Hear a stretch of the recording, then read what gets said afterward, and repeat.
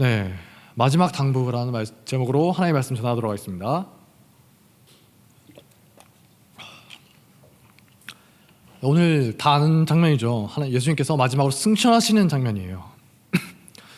그 전에 복음서 말씀을 보면 예수님께서 많은 말씀하셨죠. 그 중에서도 진실로 너희에게 이르노니 라는 말씀하실 때가 있지 않습니까? 헬라어로는 진실로라는 말이 아멘이에요. 진짜 그렇게 되기를 원한다. 그럴 것이다. 그럼 진실로라고 말씀하실 때도 있죠. 그럼 뭘까요? 아멘 아멘 아멘 아멘 레고 히민 내가 진실로 너희에게 말하노니 그게 정말 이루어질 것이다 라는 의미입니다. 한 번 말해도 강한 의미를 가지고 있죠. 아멘. 근데 두 번 반복해서 말하니까 굉장히 강한 의미인 거예요. 근데 이 아멘 진실로 말하노니 이것보다 더 강한 말이 있죠. 뭐죠? 방금 우리가 함께 읽은 말씀이에요. 뭡니까? 예수님이 이제 이 땅을 떠나서 승천하시기 전에 마지막으로 남기신 말씀입니다. 일종의 유언 같은 거죠. 돌아가신 건 아니지만 유언입니다.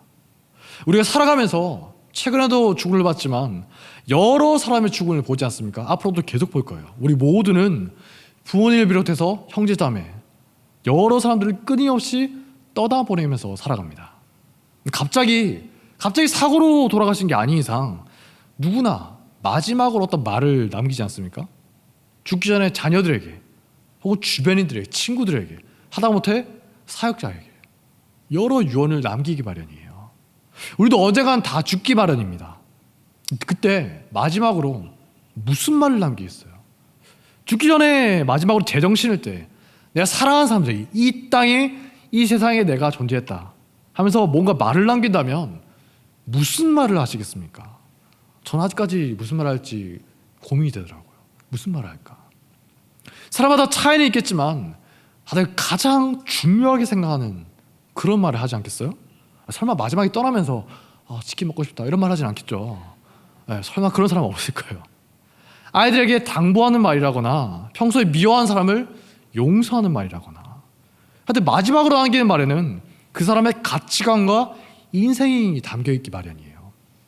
그 사람의 정수, 가장 중요하게 생각하는 말을 남기기 마련이라는 거죠. 예수님께서 이 땅을 떠나기 전에 마지막으로 남기신 말이 뭐냐? 그걸 보면 예수님의 가치관이 뭔지, 예수님이 가장 중요하게 생각하는 게 뭔지 그걸 알 수가 있다는 거예요. 뭐죠? 8절 말씀 함께 읽겠습니다.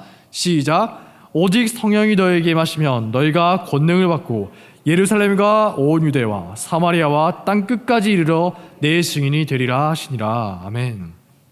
가서 땅끝까지 예수님의 증인이 되어라. 복음을 전하는 자가 되라는 거예요. 부모님이나 존경하는 분의 말씀을 허투루게 여기는 분이 있습니까? 특히 유언의 말씀 허투루게 여기나요? 아니죠. 부모님이 살아계실 때 지독하게 말을 안 듣던 청개구리도 어때요? 마지막 말씀만큼은 들으려고 하잖아요. 물론 그건 들어서 문제였지만 페류나가 아닌 이상 부모의 마지막 말은 언제나 우리 가슴 속에 확 박혀있을 수밖에 없다는 거죠. 저희 부모님이 마지막으로 무슨 말씀하실지 모르겠어요. 기대가 되기도 해요. 그 말씀 아마 제 평생에 잊지 못할 말씀이 될 겁니다. 존경하는 스승이 마지막으로 남긴 말 무시할 수 있습니까? 비록 지금 당장은 내가 온전하게 그대로 살지는 못한다 하더라도 삶에서 끊임없이 되새기죠. 잊어버리지 않고. 그리고 그 말씀대로 살려고 노력한다는 거예요. 애쓴다는 거예요. 왜냐? 마음속에 거룩한 부담으로 존재하고 있기 때문이에요. 평생 내가 추구하고 따라가야 할 가르침이다.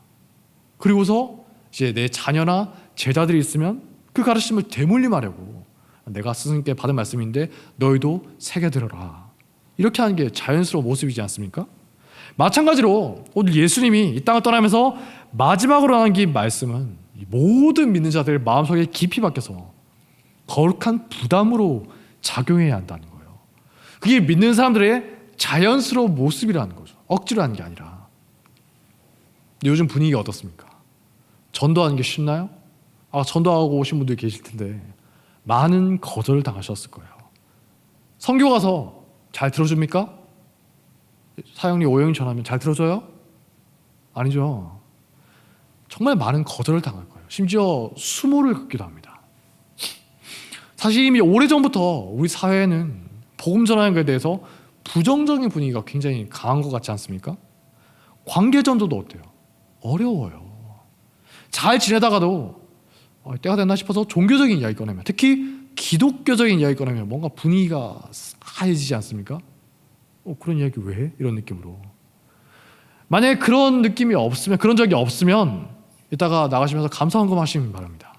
하나님께서 여러분이 상처받지 말라고 특별히 지금까지 보호해 주신 거예요. 대개의 경우 주변에 물어보세요. 복음 전하는 말을 들으면 불쾌하게 여기거나 아니면 어리석은 사람으로 매도하기까지 합니다. 들은 척마저 그냥 가버려요. 시끄러워, 그냥 가버려요. 대꾸라도 요즘 다행이죠. 그냥 무시하고 가버린다는 겁니다.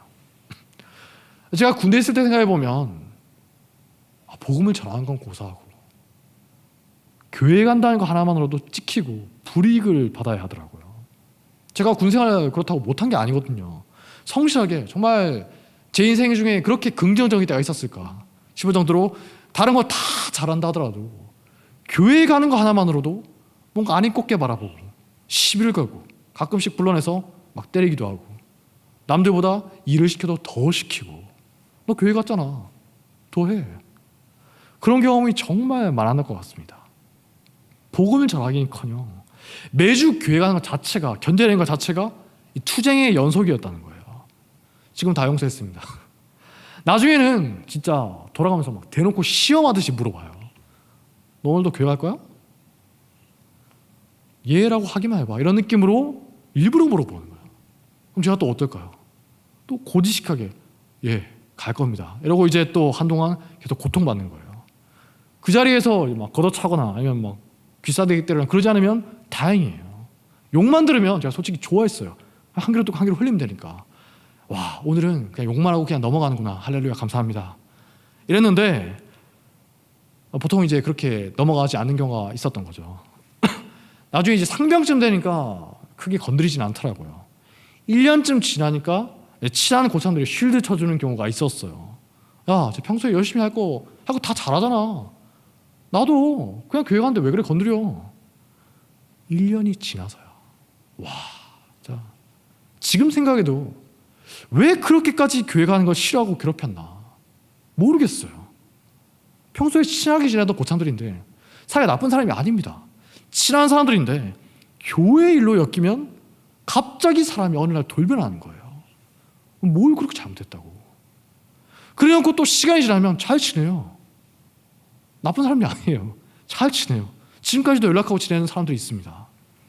교회만 아니면 아무 문제가 없다는 거예요. 그래서 부대 안에 교회 안 다니는 사람들이 정말 많았어요. 가더라도 띄엄띄엄 격주 어쩌다가 가는 거예요. 한 달에 한 번 정도? 저는 진짜 우리 부대에 기독교인이 10명도 안 되는 줄 알았어요. 너무 없었어. 가끔씩 교회 가는 분들 다 포함해서 10명도 안 되는구나. 굉장히 부대 사정이, 영적인 사정이 열악하구나. 나중에 제가 병장돼서 우연히 부대 사람들 인적사항을 볼 일이 있었거든요. 놀랍게도 절반 정도가, 한 3, 40명 정도가 저희 종교를 기독교라고 써놨더라고요. 교회 다니는 사람으로. 제가 어떤 사람에게 궁금해서 물어봤어요. 저보다 고참인데 근데 여기서는 왜 교회 안 나가십니까? 그때 그 사람이 어떻게 했을까요? 묘한 웃음을 지으면서 이렇게 말하는 거예요. 야, 나도 밖에 나가면 교회 열심히 잘 다녀. 휴가 나가서 잘 다녀. 전역하고 잘 다닐 거야.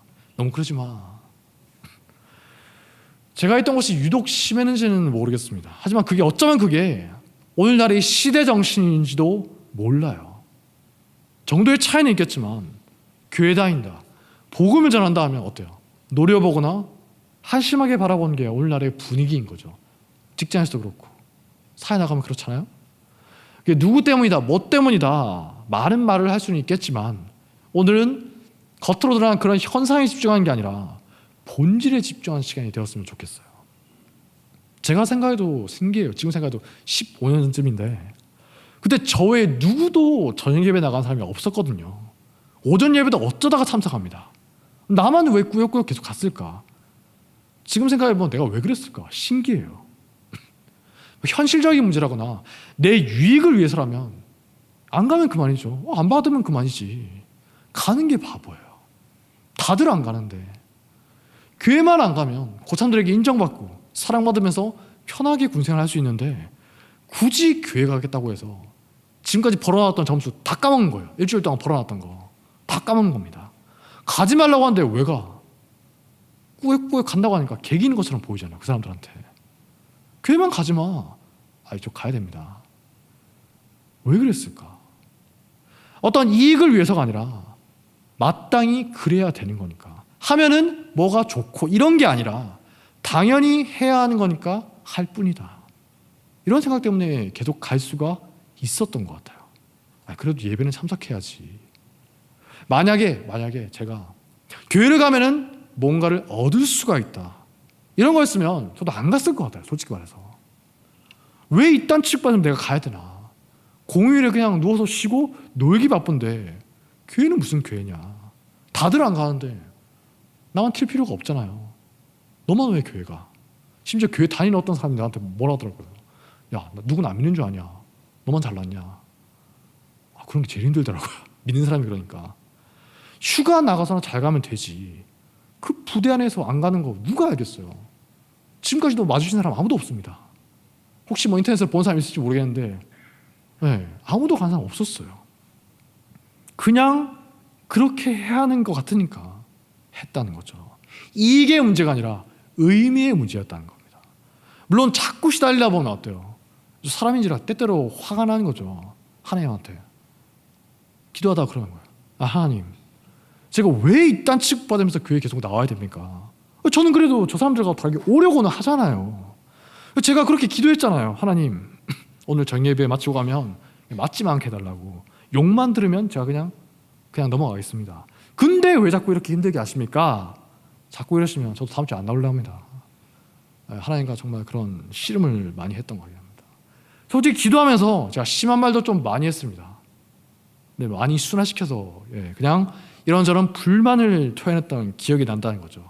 이렇게 한참 하박국이나 요나처럼 불만을 토하다가 마음에 안 드는 거면 하나님께 그럴 수도 있죠. 어렸을 때 보면 목사님들 그러더라고요. 어떻게 하나님께 감히 그래? 하나님 그럴 수도 있지. 억울하면. 하나님께 온갖 불만을 토하다가도 또 일주일 지나잖아요.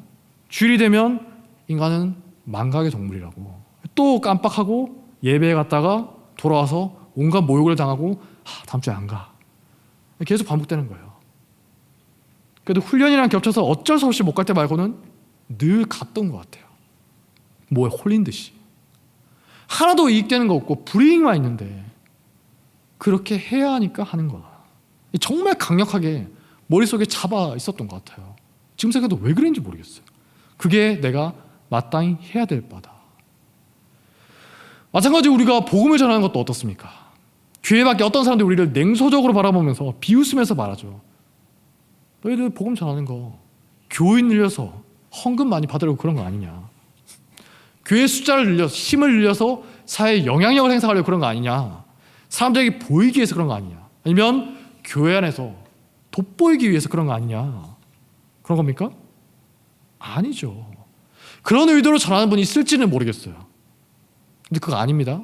교회는 원래 본질적으로 복음 전하는 곳이어야 한다는 거예요. 마치 숨 쉬듯이 말이죠. 여러분 지금 숨 몇 번 쉬셨습니까? 들어와서. 의식하신 분 있어요? 세수 없이 많이 쉬었죠. 왜 그래야 합니까?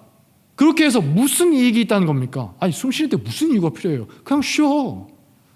그냥 쉬는 거잖아요. 안 쉬면 죽으니까.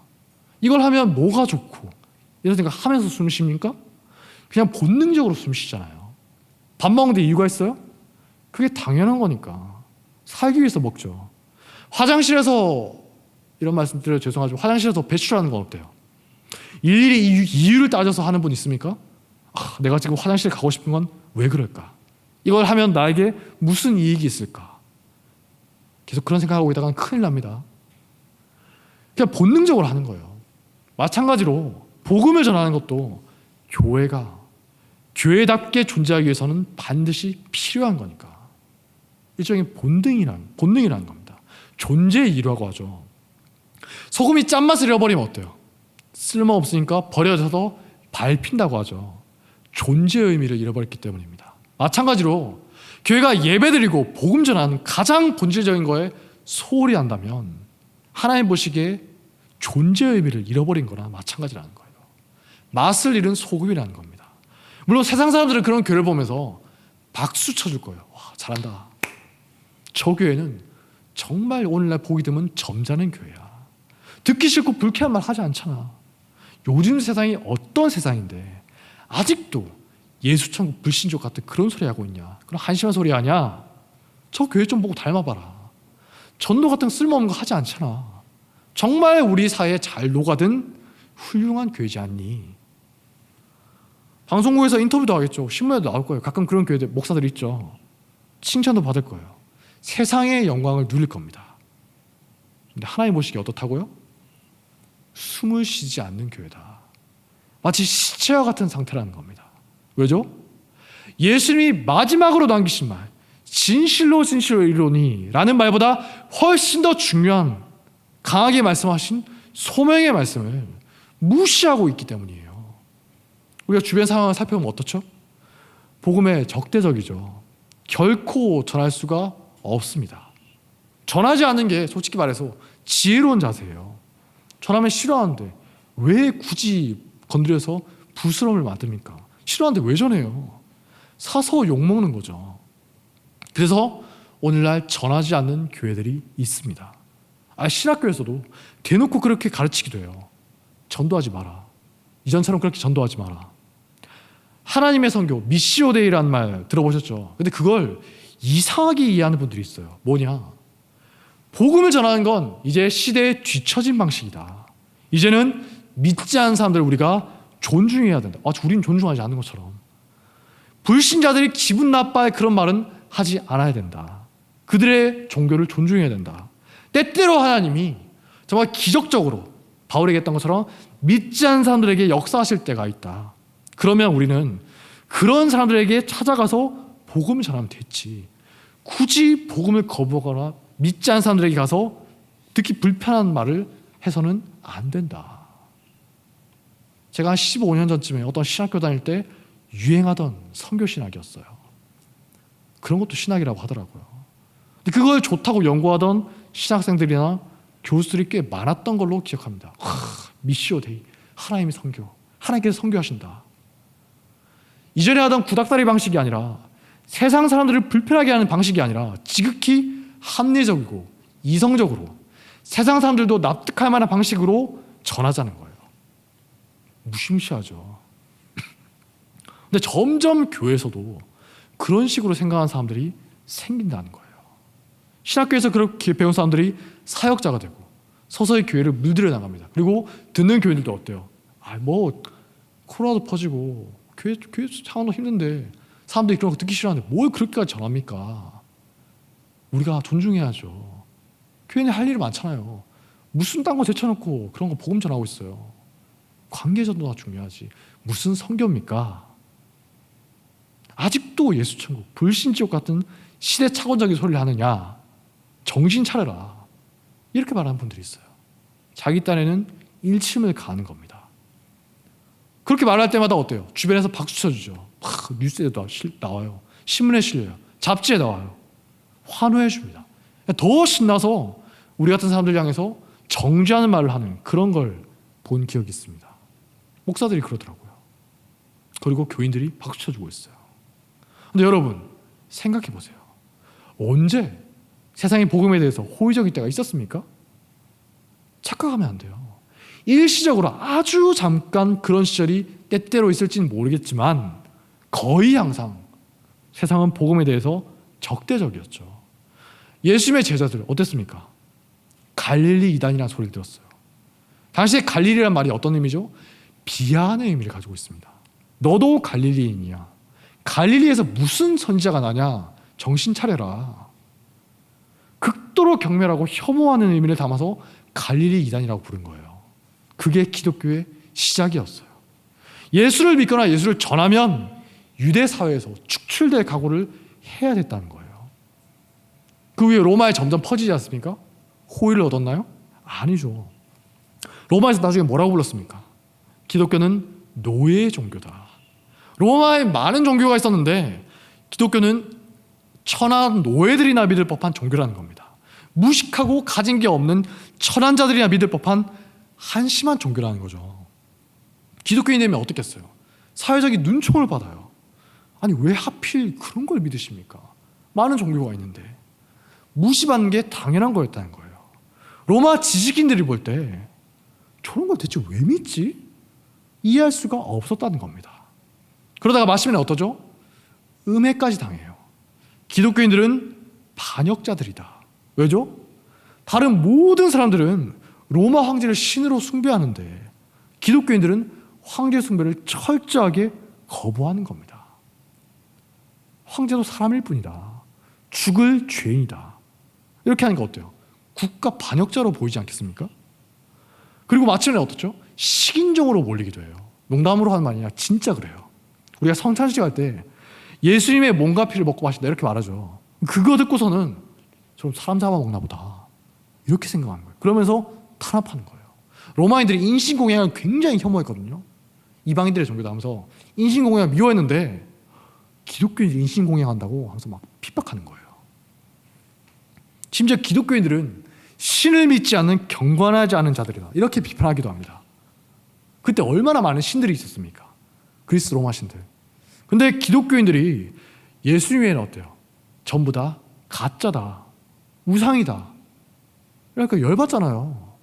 저놈들은 신을 믿지 않는 자들이구나. 우리가 믿는 신들을 가짜라고 우상이라고 무시하는구나. 지금까지 로마 제국을 지켜왔던 신들을 무시하는구나. 이러면서 증오하는 거예요. 조선 말에도 보면 어떻습니까? 우리 조선 말에도 기독교 두고 폐륜 집단이라고 매도했어요. 부모님이 돌아가시는데 저놈은 제사도 안 지내? 그러면서 부모님이 신주를 불탄 자들을 잡아서 죽이기도 했죠. 어디서 감히 그런 이상한 가르침을 퍼뜨리나. 기독교를 믿으면 어때요? 종손이 믿으면 집안에서 쫓겨날 지경이 됩니다. 복음을 전한다? 잡혀가서 줄이 틀리는 거예요. 네 죄를 네가 알렸다. 일제시대는 어떻습니까? 아예 나라의 주적으로 찍혔죠. 집중 감시의 대상이었어요. 외국인 선교사들 나중에 다 쫓겨납니다. 심심하면 경찰들이 교회에 와서 설교할 때도 와서 감시하는 거예요. 무슨 소리 전하나. 복음을 전한다고요? 수상한 사람 찍혀서 집중 감시 대상이 되는 거예요. 어느 시대 어느 장소에서나 복음 전하는 게 환영받은 경우는 정말 찾기가 힘들다는 겁니다. 때때로 환영하는 분위기가 있다 하더라도 금세 핍박하고 박해하는 경우가 많다는 거예요. 바울도 어떻습니까? 사도행전 읽어보면 나오죠. 어떤 곳에서 환영을 받을 때가 있죠. 드물지만. 근데 금세 유대인들이 몰려와서 방해자들이 몰려와서 핍박하고 쫓아냅니다. 심지어 돌로 쳐서 죽을 뻔했어요. 유대인들이 안 그러면 데메드리오 같은 현지인들, 헬라인들, 우상 숭배자들이 몰려와서 가만두지를 않는 거예요. 눈에 가시라는 겁니다. 복음 때문에 자기 이익이 줄어들고 기분이 거슬리고 복음 때문에 화가 나는 게 지극히 당연한 현상이라는 겁니다. 성경에서도 그렇고 교회 역사적으로 봐도 예를 찾기가 힘들 지경이라는 거예요. 예수님도 그러셨죠. 요한복음 1장 5절 빛이 어둠에 비치되 어둠이 깨닫지 못하더라. 빛이 비치는데도 어둠이 깨닫지 못하는 거예요. 요한복음 1장 10절 그가 세상에 오셨을 때 세상은 그로 말미암아 지은 바 되었을 때 세상이 그를 알지 못하였고 자기 땅에 오매 자기 백성이 영접하지 아니하였으니. 예수님이 고향에서도 배척받았다고 하죠. 예수님과 사도들도 그랬다면 복음에 대해서 기본적으로 적대시하고 부정적인 분위기가 당연하다는 거예요. 복음을 듣고 나서 환영하는 분위기가 어쩌다가 있는 건 놀라운 일이고 기적적인 일이라는 거죠. 대개는 굉장히 불편해하고 듣기 싫어하고 핍박하는 게 당연하다는 겁니다. 그래서 예수님이 말씀하셨잖아요. 요한복음 15장 19절 너희가 세상에 속했으면 세상이 자기의 것을 사랑할 것이지만 너희는 세상에 속한 자가 아니요 도리어 내가 너희를 세상에서 택하였기 때문에 세상이 너희를 미워하느니라. 그럼에도 불구하고 우리가 복음 전하는 일을 계속하는 이유가 뭐라고요? 그게 교회의 존재 이유니까. 이전에 우리가 예배드리는 궁극적인 이유가 뭐라고 했습니까? 예배드리면 뭔가 마음이 편해지고 인생의 문제가 해결될 것 같고 돈을 잘 벌고 뭐 복을 받을 것 같고 이런 게 본질적인 이유가 아니라고 했죠.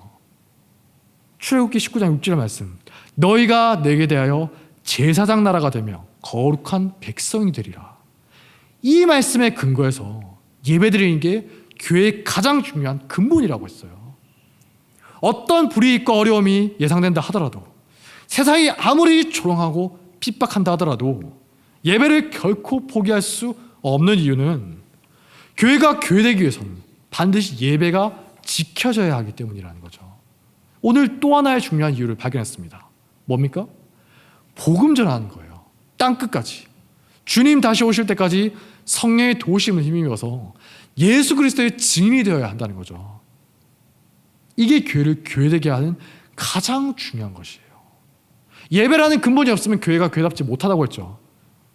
또 한 가지 더, 교회가 세상 눈치를 살피면서 그냥 이곳이 좋사오니 자기들끼리만 모여서 복음을 전하지 않으면 그것도 교회답지 못한 모습이라는 겁니다. 세상이 아무리 칭찬하더라도 하나님이 보실 때는 어때요? 마지막 당부의 말씀을 철저하게 무시한 이상한 교회, 왜곡된 교회가 되어버린다는 거예요. 그러면 우리는 주의해야 돼요. 우리들끼리, 믿는 사람들끼리만 모이는 정신을 조심해야 된다는 겁니다. 솔직히 우리들끼리만 있으면 편하고 좋잖아요. 욕먹을 일도 없어요. 세상이 늘 말합니다. 교회 밖에 빙 금을 그어놓고서 거기서만 놀아. 밖으로 나오지만 마. 우리가 뭐라고 안 할게. 타치 안 할게. 각자 따로 놀자. 우리가 교회에 뭐라고 욕을 하지 않을게. 거기서만 놀아. 믿지 않는 사람들이 교회를 비판하면서 늘 하는 말이 있습니다. 왜 너희 기독교인들은 다른 종교랑 다르게 믿지 않는 사람들에게 강요를 하느냐. 물론 강요를 하면 안 되죠. 예수님이 그러셨고 사도들이었던 것처럼 우리가 언제나 어때요? 온유한 자세, 겸손한 자세로 복음을 전해야 되는 겁니다. 베드로전서 3장 15절에 보면 복음을 전할 때 어떠라고요? 온유함과 두려움으로 전하라.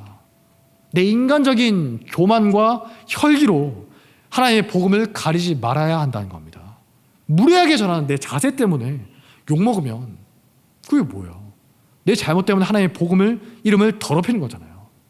믿지 않는 사람들 향해서 막 정죄하면서 너희가 안 믿으니까 그러지 하면서 혈기로 전해서는 안 된다는 겁니다. 베드로전서 2장 20절을 보니까 이렇게 말합니다. 죄가 있어 매를 맞고 참으면 무슨 칭찬이 있으리요.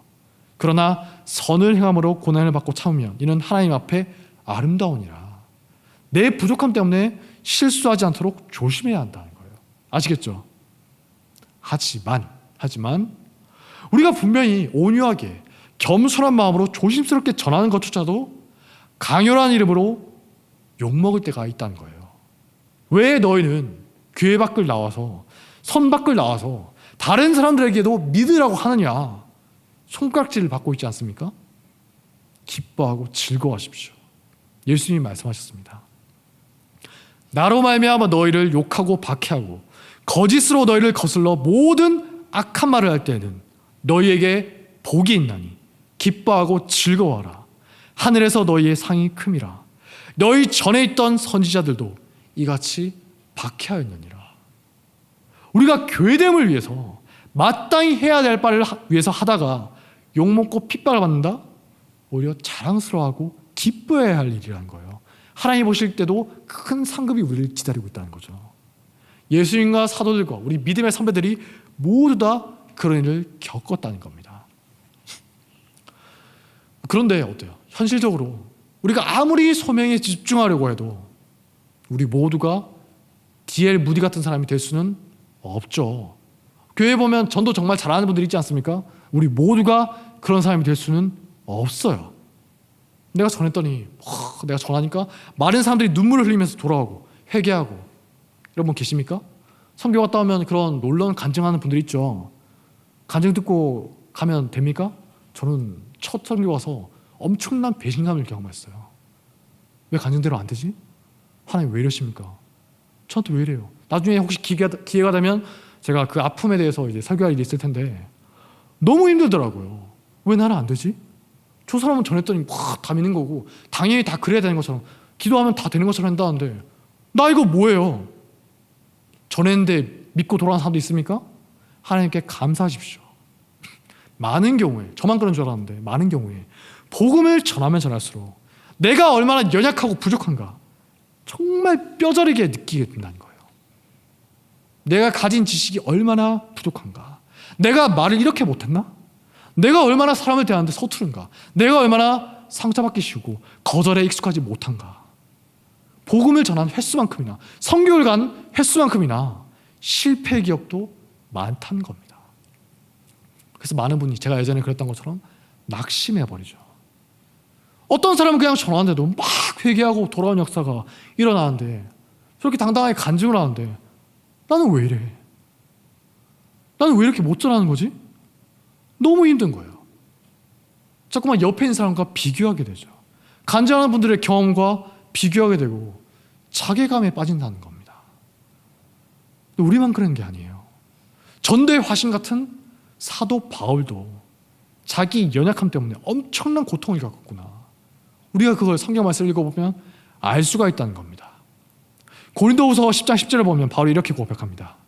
그들의 말이, 고린도 교회의 말입니다. 그들의 말이 그의 편지들은 무게가 있고 힘이 있으나 그가 몸으로 대할 때는 약하고 그 말도 시원하지 않더라 하니. 바울에게 대해서 말하는 거예요. 11장 6절에도 나오죠. 바울이 직접 말합니다. 내가 비록 말에는 부족하나 지식에는 그렇지 아니하니. 우리가 성경 읽다가 착각할 때가 많아요.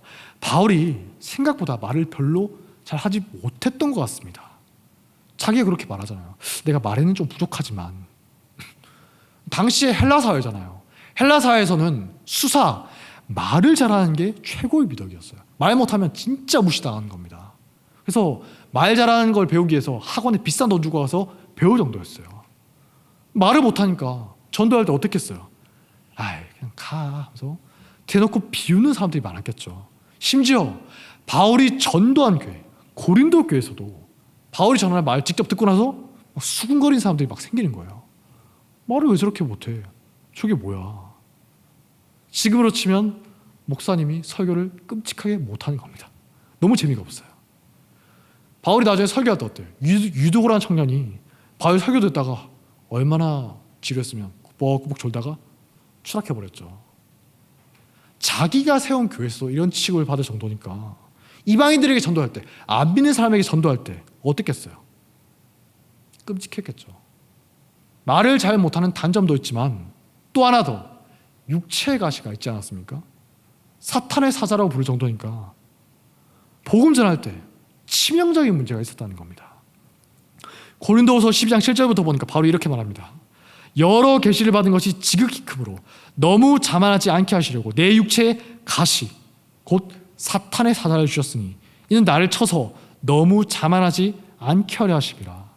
이것이 내게서 떠나가게 하기 위해서 내가 3번 죽게 간구했으니 3번 나에게 이르시기를 내 은혜가 너에게 족하도다. 이는 내 능력이 약한 데서 온전하여짐이니라 하신지라. 그러므로 도리어 크게 기뻐함으로 나의 여러 약한 것들에 대하여 자랑하리니 이는 그리스도의 능력이 내게 머물게 하려 함이라. 그러므로 내가 그리스도를 위하여 약한 것들과 능력과 궁핍과 박해와 공고를 기뻐하노니 이는 내가 약한 그때에 강함이라.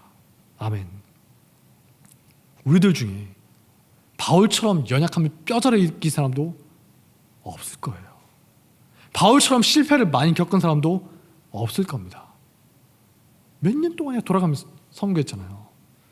실패의 연속이었어요. 바울처럼 수모를 당한 사람도 찾아보기 힘들 겁니다. 하지만 자기의 연약함을 뼈저리 느낀 바울이 마침내 깨닫게 된 게 뭐죠?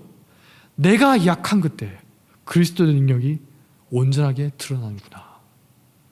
내가 전했더니 사람들이 막 돌아오더라. 내가 전하니까 놀라운 역사가 일어나더라. 이런 게 아니라 철저하게 실패의 고백이에요. 안 되더라. 실패하더라. 나를 무시하더라. 수모를 받았더라.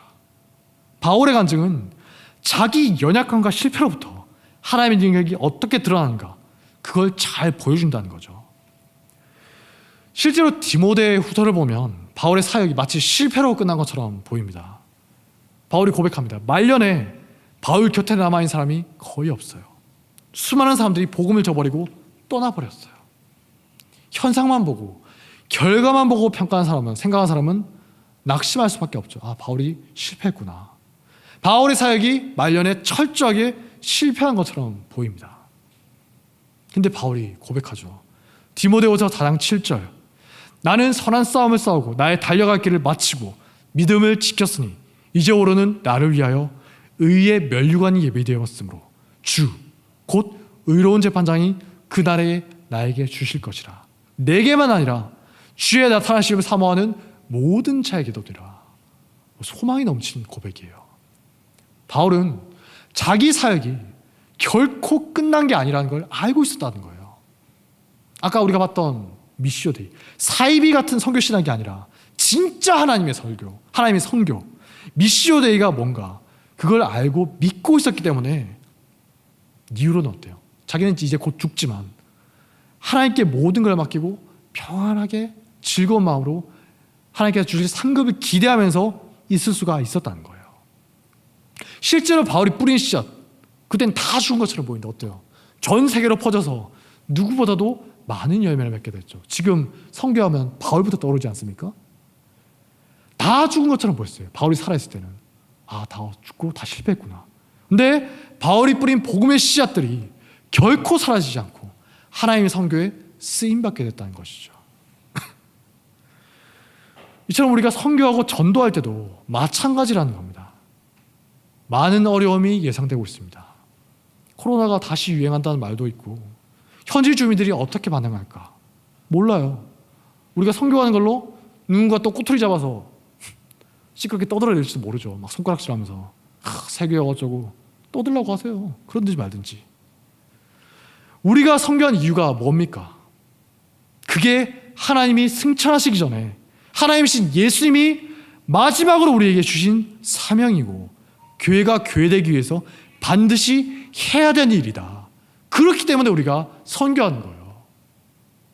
그리고 우리가 그렇게 우리에게 주어진 사명에 충실할 때 눈에 보이는 결과가 어떻든 말든 하나님은 그 모든 것들을 지켜보고 계신다는 겁니다. 바울에게 그러셨듯이 말이죠. 남과 비교할 필요 없어요. 제가 예전에 남과 비교하다가 정말 낙심하고 실망했었는데 남과 비교할 필요 없어요. 살아있을 때 남과 비교하면 어떻습니까? 바울은 실패자입니다. 누구보다 철저하게 실패한 사람이에요.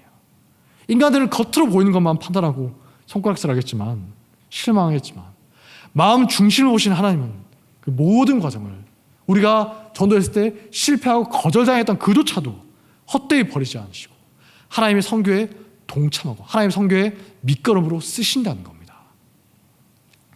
그러므로 우리는 이번 고정선교뿐만이 아니라 앞으로의 모든 일에 있어서도 바울의 충고를 잊지 말아야 하는 겁니다.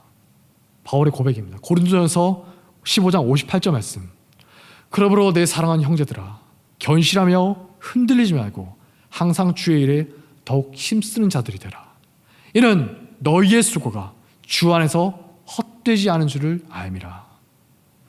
교회를 교회에 되게 하는 것이 무엇인가 잊어버리지 않고 하나님의 일하심과 하나님의 선교를 굳게 신뢰하는 성도가 되시기를 바랍니다.